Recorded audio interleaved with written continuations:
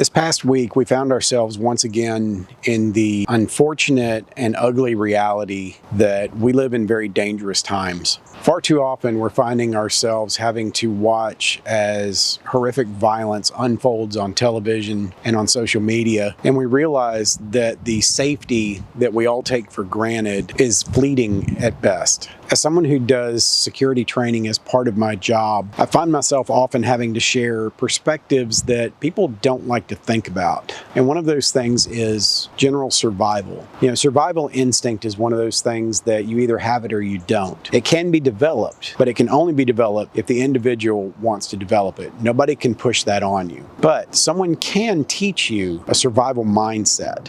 One of the things about situations that people find themselves in, whether it be mass attacks or some kind of disaster that they find themselves faced with, there are certain things that one has to learn in order to ensure that in a situation like that you're going to respond in a manner that's going to minimize loss of life, injury, and damage to property. So let's dig into this, because I really hope that after watching this video, if you find yourself in one of those situations, that maybe something that I deliver here might just save your life.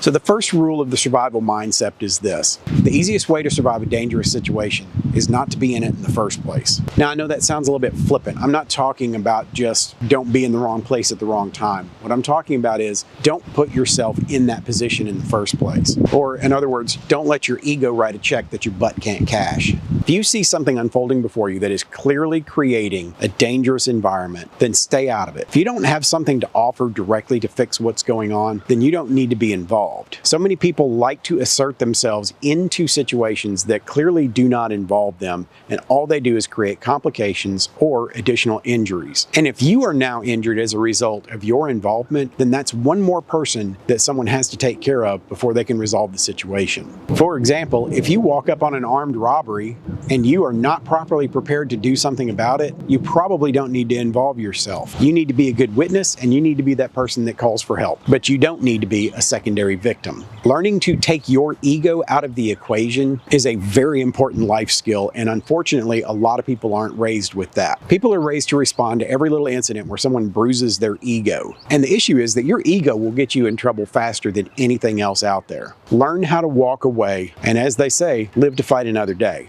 The next point in the survival mindset is this: once you've gotten into a bad situation, always be looking for the way out. There's a standing order with military trainees that if you are ever captured, your first order is to start looking for a way to escape. If you are in a position where you could be captured, evasion is job one. Do everything you can to find that exit out of that situation and to get to safety.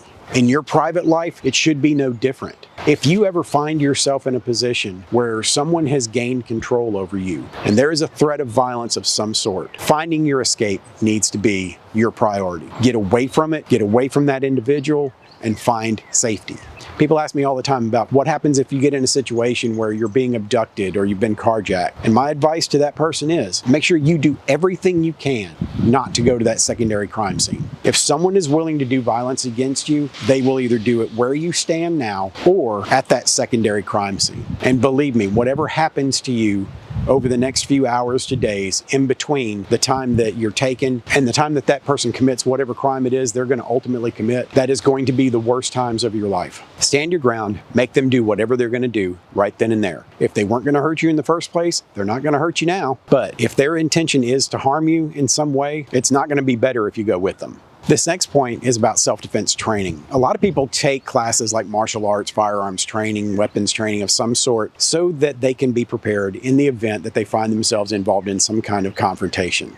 And people are always asking, well, what's the best kind of training to take? What I always tell people is this: it doesn't really matter which one you pick, because you can be a black belt and still lose to someone who has absolutely no fight training. The fact is that whichever opponent is the most willing to do violence to the other without concern for their own safety is the one that's going to probably come out on top. No matter what training you take, whatever fighting style you study, if you are not willing to do that violence and your opponent is, then you're probably not going to win that confrontation. You need to go into it expecting a few things are going to happen. One is you are going to sustain injury. If you're stopping to worry about injuries and your opponent is not, then chances are you're not going to be the winner in this confrontation. But here is probably the most important rule of the survival mindset. Just because you're injured, just because you've been shot, just because you've been stabbed, doesn't mean you're going to die. We've seen it over and over in movies. A single gunshot is all it takes. A single knife wound is all it takes.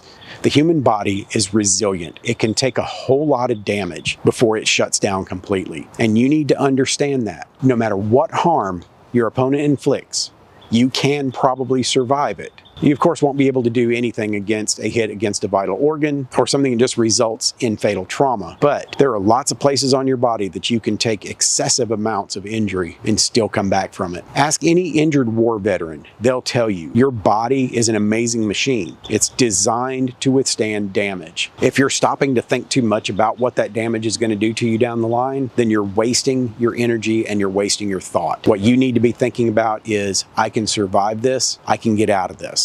Keep telling yourself, just because I'm injured doesn't mean I'm out of the fight. My last point as I wrap this up is something that you've got to mentally prepare yourself for, and that is finding your own way out of a bad situation. Do not follow the crowd. If you follow the crowd, you go down with the crowd. A great example of this that I like to use in training is the station nightclub fire. A room full of people found themselves trying to figure out how to escape when the room they were in caught on fire.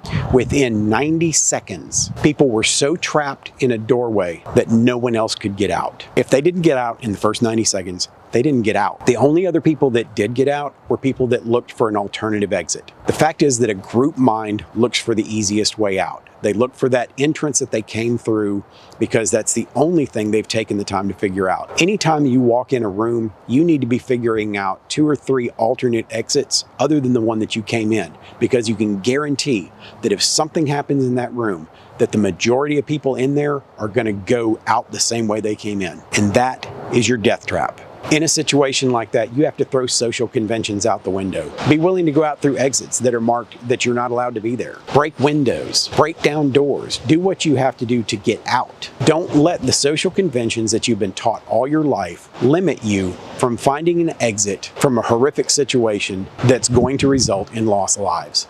In the active threat training that I conduct, one of the images that we use shows 2 people that were in a building where a mass shooting took place. Those people were trying to find a place to hide. They ran into the back room of the business and hunkered down. There's a piece of surveillance footage that shows these people sitting on the ground trying to hide from the shooter. The ironic thing about the image is they are literally sitting in front of an emergency exit. They didn't go out that emergency exit because it said, "Do not exit, alarm will sound." Not only were they parked in front of an emergency exit, waiting for this guy to find them, they were at the foot of a roof access ladder they could have climbed up to get away. But because they were told they're not allowed to go up that way, they didn't even consider that as a viable way to go. You have to be able to think outside of the box. You have to be able to avoid being part of the crowd. You have to think for yourself. And if you can take other people with you, then do that. But the absolute last thing you want to do is follow that crowd. I recently got to see footage from the incident at the station nightclub. There was a cameraman on site that was recording the show, and he noticed the fire early on, and he managed to get out. And he walked around the building, and as he came around to the front, to the main entrance, where the crowd of people started trying to exit the building all through the same door, there were dozens of people stuck in the doorway. They were screaming for help. They could not get out, and they didn't. It's hard footage to watch. It looks like something out of a hellscape horror movie, with all of these bodies stuck in the doorway, writhing in agony and trying to get out. And the knowledge that they didn't makes it even harder to watch to this day. If nothing else from this video sticks with you, think about that. If you ever find yourself in a place where everyone is trying to get out at the same time, be that guy that looks for an alternative. There's just not a positive outcome when you follow the crowd into disaster. It is my absolute hope that none of you will ever have to use any of the things that I talked about in this video. But if you find yourself in that position, I hope that something I said here saves your life. Share this video with your friends. This could save someone's life. Maybe you'll never encounter something, but maybe somebody you share this video with will. And if you've got thoughts on things that I didn't consider for this video, please leave me a comment down below and tell me about it. Also, don't forget to like this video, subscribe to the channel, and hit that notification bell so you can be made aware of upcoming videos. Also, don't forget to find me over as Dad Budget Adventures on TikTok. And until the next one, prepare for the world that you live in, not the one you wish existed. We'll see you next time.